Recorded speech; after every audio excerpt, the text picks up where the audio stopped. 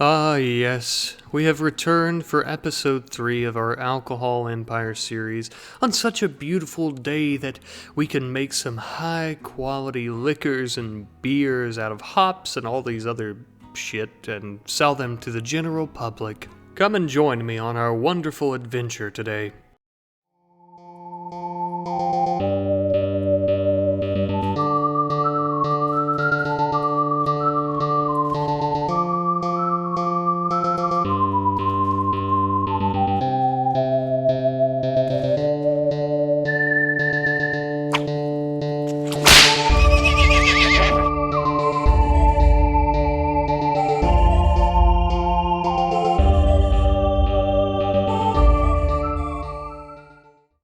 Now, in the beginning of today's episode, we're going to be working on a very important research project, and it's called drugs. And no, before you get your panties in a twist, it's not what you think. We're not going to be selling drugs. Reek here has a psychite dependency, meaning that he needs psychite tea, thus drugs. I mean, I guess it's a drug. It does come from the ground. You guys should argue about that in the comments. That way I can get the algorithm's attention. But enough joking around. We have a serious threat. We have several hostile settlers who are actually coming to try and slaughter us and take all of our alcohol. Now, we had the idea that we were going to let the cannons rip on these fools, but the problem with that is the cannons are great, they're just extremely inaccurate, so we're going to have to put in a little legwork. And by legwork, I mean blow them up with some dynamite. Now, the settlers did outnumber us quite a bit, and we began getting injured very quickly, so of course we made a strategic retreat back towards camp. And then Reek really let the dynamite fly. And the dynamite is very scary because it's hard to say when it's going to go off. Sometimes it has a short fuse, sometimes it has a longer fuse. But thankfully it proved to be extremely effective. Not long after the battle though, we noticed that Saburo actually had an infection in his left arm. Luckily for him though, his body developed immunity quite quickly and we didn't have to amputate it with a shotgun. And amazingly, sometime later, our brandy mush was finally fermented and ready to be put into the distillery. Our first batch is going to be of awful quality simply because I think it takes less time. And really the only issue with us making this brandy is we only had one distillery. That's not enough for a shitload of product, so what we're going to do is send out a trade caravan to a local settlement. In exchange for some vodka, maybe they'll give us gold for a new still. And realistically, it's a good investment for them as well, because if we can make better alcohol, then we can sell them better alcohol, and thus, well, they'll have better alcohol. After they pay us, of course. And so, of course, not too long after the trade caravan returned, we ended up working on the brand new brandy steel.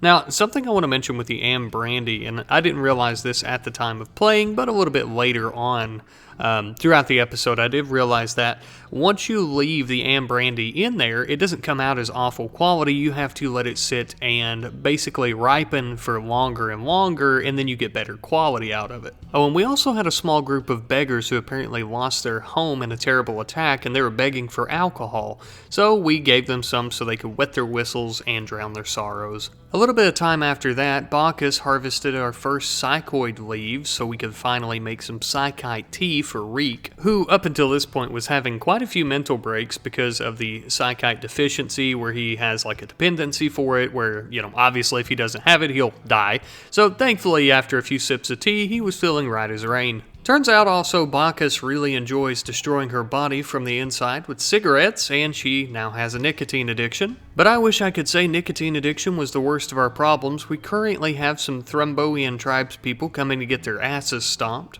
And naturally, of course, you know that if they were asking us for a good old ass whooping, then who are we to not oblige? So we hid around the sides of the mountains until they got close enough, and we popped right out at them and started taking shots. Several shots later and a few sticks of dynamite, and we fixed their little red wagon for them. Those that did not die, and there were very few that did not, managed to escape. We let them go. We had hoped that they would spread the word of the awesome power of the Silver Horn bootleggers. Then late one evening, we ended up having a combat supplier coming from a local settlement. We sold them all those shitty bows and clubs and things like that from the Thromboian tribes people. We also sold them a little bit of our high quality beer. But unfortunately for the combat supplier, we had a massive man-hunting pack of rats enter the area. I say unfortunately for them because they're in just an ungodly amount of rats, and we're going to hide. We're not going to fight them. And I know what you're thinking. Maybe it's a little bit against our belief system as we're all about community, but hear me out. This is a huge threat, and the settlers had the opportunity to run. It was of their own decision to try and fight off these rats instead of running away from them, because obviously they could have got away. And since they squandered that opportunity, they're now going to be turned into the little ship pellets that come out of a rat's ass. Tragic. Our dog White Lightning was pretty brave. He hunted down a few of them as we all hid inside the brewery. During the time that we were hiding inside the brewery away from all the rats outside, things were being made. And no, I'm not just talking about whiskeys and beers and all that. I'm talking about a little bit of lovin's between Shortus and Tree. What's that? Oh, you don't know what I'm talking about? Alright kiddos, I guess it's time Daddy Rat gave you the birds and the bees talk. So when a daddy muffalo and a mommy muffalo love each other very much... never mind, you're too young. Read a book for Christ's sake, or Google it on the internet. Wait, actually, don't do that second thing. But look at this, Tree is now pregnant. Oh, how amazing. I guess the wart wasn't the only thing fermenting. Now that they had a baby on the way, it was finally time for Shortus to man up. No more living in these small, cramped little tents, at least not for Tree, Shortus, and the baby. Shortus was going to build them a nice, quaint little cabin. It wasn't exactly Taj Mahal, but it would be good enough for Shortus, Tree, and their unnamed baby. And then finally, after some time had passed, it was finally time for Tree to remove the brandy from the distilleries. We had some awful quality, and we also had some poor quality. And I hear you say, Rat Knight, you dumb piece of shit, why are you sitting here bragging about poor and awful quality? Well, let me let you know something, senor. It's actually worth quite a bit of money. One of them was worth about 450 silver. I think the other was like 300 silver. So, you know, it's pretty good. That's the highest valued item that we've ever created. To celebrate the occasion, we also created our very own holiday called Decemberary Fest, patent pending. And as if on cue to spoil the mood, we had a massive raid coming from the RimWorld Marshal Service. Now this was an interesting raid, as we had someone named Kamrov, who apparently is an ex-lover of Bacchus's. Oh my! Hearing the news of an ex-lover of Bacchus's being part of the RimWorld Marshal Service and on their way to try and kill everyone, Saburo was very much enraged and rushed to his post next to the hillside to ambush them. They did beat most of us before we could get behind the hillside to try and ambush them, and a gunfight ensued between all of us. And just as they were getting some good shots in at us, Reek came running, dual-fisting dynamite sticks. And if you haven't realized by this point, the only thing stronger than all the alcohol we brew is Reek with his dynamite. After sending many of the marshals to hell, we came out victorious. Unfortunately though, we were unable to catch and or kill Bacchus's ex-lover, but maybe he'll return. I'm sure Saburo would love another opportunity at a fair fight and or maybe a duel. Now I did notice that Shortus lost his leg either in this battle or a previous battle, but I'm pretty sure it was this battle. Either way though, we're going to need to fix that for him. Now it was time to celebrate Decemberary Fest. I had created the holiday for the very next day, and I even allowed all of our colonists to have some of our high quality beer. But don't get too accustomed to it, you little rascals, and don't drink the brandy. That is for the customers. Now, later on, though, in a shocking turn of events, Paulo, the leader of the Red Cove settlement, had contacted us about peace talks nearby in the Western Mountains. Now, Tree being all about community, and really all of our bootleggers being about community and bringing everyone together against a common enemy, which would be the RimWorld Marshal Service, just trying to stop this oppressive prohibition, she decided to go to the peace talks and discuss with their leader. Ironically, on our way to the peace talks, though, we ended up getting ambushed by a Thrumboian tribesperson who was willing to let us pass if we gave up some of our items. Naturally, 3 of us against one of them, we're not going to do that. And then to my surprise, the peace talks actually went really well. We improved by 70 points. We're still hostile with them, but only by -10. We're almost neutral, which is wonderful. After returning home, we received word from the leader of a local outlaw gang saying that their friend was injured while traveling, and that if we could help them out and go and retrieve them, they would also be willing to join us here and help us with bootlegging. So naturally, of course, we decided to try and go assist this person, because like we've mentioned over and over, we are a very humane and moral society, even if we are constantly breaking the law. The incorrect law. Blitz and Reek arrived in the area and then began making their way towards the injured outlaw. They were surprised to see that there were no enemies in the area. Well, there was a bit of a reason for that. They were about to ambush us, and so they did. 4 Thromboian tribespeople snuck up on us like a tadpole in a septic tank, whatever the hell that means. Anyways, here they come. Reek and Blitz, being outnumbered 2 to 1, was a little bit nerve-wracking, thus they started running away. Even though we had superior weapons, the Thromboian tribespeople are a force to be reckoned with. But we done the most American thing I could think to do. We shot it and blew it up until it was no longer a problem.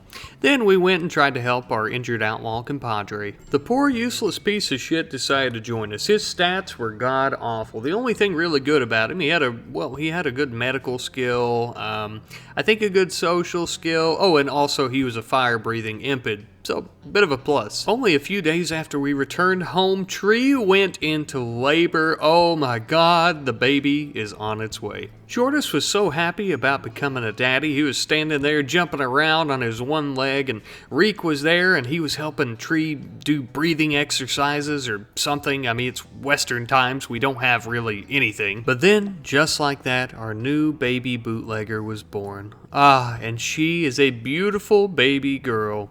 Seems just like the other day Bacchus had given birth to Tree, as Happy Oak was assisting them both escape the oppressive logging empire.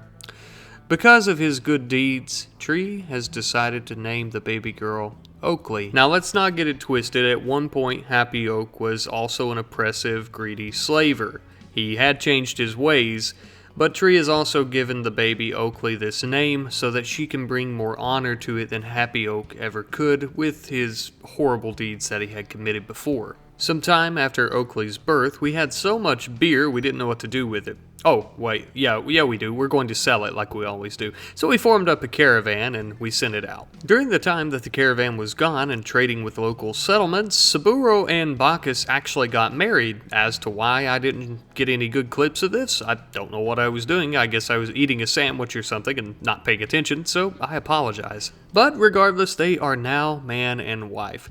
Not too long after that, our caravan had finally returned home. During their travels, they had purchased a nice Parisian leg for Shortus. They had also purchased a male and a female turkey for eggs and possibly some babies. We're not going to trade them, but we're going to eat them. We also made a little bit of clothing for the turkeys since it can get cold up here at Silverhorn Mountain in the wintertime. God forbid they freeze their little turkey feet off. And then if that happened, we'd have to reach inside the turkey to get the egg out, like a gumball machine. The old dynamite-wielding Dr. Reek came in to install the wooden leg on Shortus, the same place that Tree had given birth to Oakley. It's quite the poppin' cabin. I guess it's worth mentioning that the Parisian leg isn't technically called a wooden leg, but if I'm not mistaken, I'm almost positive I'm not, it is from the medieval prosthetics mod, thus it has to be made out of some type of wood, maybe a little bit of steel. There's possibly a component.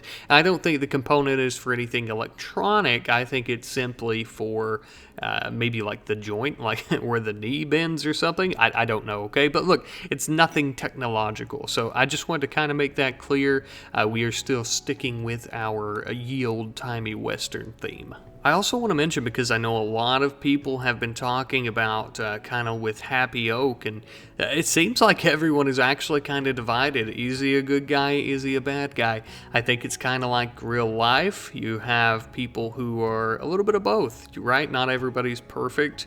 Not everybody's a good person. Not everyone's a bad person, and people can change, of course. So Happy Oak was this piece of shit slaver with Birch in the logging empire, and he eventually had a change of heart and kind of came to his senses, right? So I know it might be a little controversial naming the baby Oakley after Happy Oak, but like we mentioned earlier, you know, we want Oakley to bring honor onto the name of Oak, even though Happy Oak, you know, couldn't have. It's almost like paying back Happy Oak by naming the child Oakley, so that honor is brought onto that name. It's kind of like a payback for his service of saving them, if you will. At least that's my take on it, right? That's how I feel about it. It's kind of like they're doing a good deed to pay back the good deed that he done, since, I mean, he's not here at the moment. For all they know, he could be dead. They haven't seen him since they ran away when the logging empire fell, when it was burning, right? And you know, Bacchus may have heard him screaming as he fought the Pirate King when they were leaving, right? So she probably thinks he's dead, and maybe this is the only good deed she can do to try and repay that favor, like karma, right, if you will. That's my take on it. I hope, you know, I like to leave things kind of open for everyone to kind of have their own take on it, and maybe you guys, you know, would think of why she would name the child Oakley and that sort of thing. I like to leave things for interpretation. But guys, I just want to thank you guys ever so much for watching, and thank you guys for your support and just everything, your feedback on the series, everything. I want you guys to know, I think I mentioned it last episode, of course, as well. I read all of your comments. Even if I don't respond to every single comment, I apologize. There's only so much time in the day and stuff like that. And a lot of comments, you know, I'll answer, and they're all kind of the same, so I apologize. But I do see them, and I appreciate everyone's feedback and kind words, and I really appreciate the support for the series, the channel, everything, man, just for everything in general. I know I say that like at the end of every single video, but I just cannot express enough how grateful I am to you guys and just how amazing it all is. So I really appreciate it, and thank you guys once again. I hope to see you in the next one. Have a good day, guys. Goodbye.